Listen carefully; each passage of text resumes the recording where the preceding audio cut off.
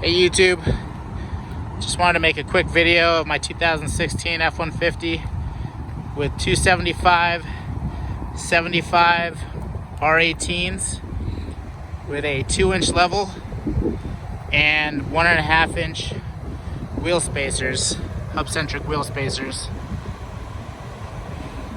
I know I was struggling to find a lot of videos on YouTube that showed my exact setup.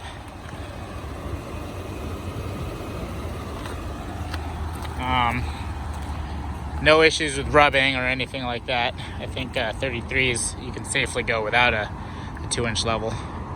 But yeah, just wanted to make a video for anyone who needed it. I know I did.